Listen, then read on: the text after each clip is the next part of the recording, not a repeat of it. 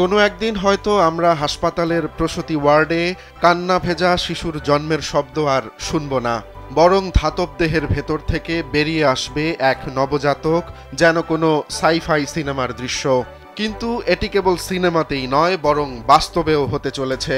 চীনের প্রযুক্তি প্রতিষ্ঠান কাইওয়া টেকনোলজি ঠিক এমনই একটি রোবট বানাচ্ছেন, যার নাম দিয়েছেন জিআর।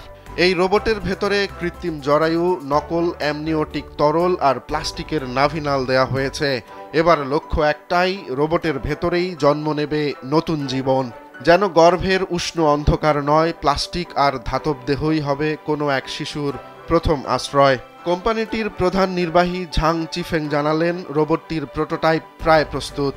আগামী 1 বছরের মধ্যে সেটি বাজারে আসবে, যার দাম পড়বে 1 লাখ ইয়ান, যা বাংলাদেশি মুদ্রায় প্রায় 14 লাখ টাকার সমান। ঝাং অবশ্য একে মানব গর্ভধারণের সহায়ক বলছেন না, বরং বিকল্প এক নতুন সম্ভাবনা বলছেন। কিন্তু সম্ভাবনার এ দরজার ওপাশে দাঁড়িয়ে আছে অগণিত প্রশ্ন।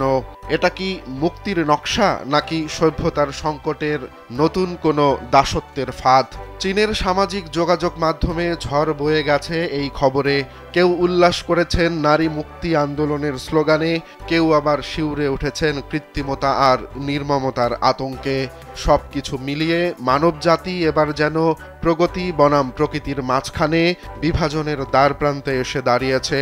বিজ্ঞানীরা যদিও আগেই দেখেছেন এমন জরায়ু, তাই তো 2017 সালে কৃত্রিম তরলে ভরা ব্যাগে ভেড়ার ভ্রূণ বড় করেছিলেন গবেষকরা।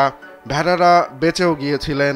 কিন্তু তাই বলে মানুষকে ধাতব দেহে বেড়ে উঠতে কেমন লাগবে? শিশুর মস্তিষ্ক, আবেগ, আত্মা এসবে কি জন্ম নেবে ধাতব প্রকোষ্ঠের অন্ধকারে? সেই প্রশ্নই এখন সবার মাথায় ঘুরছে।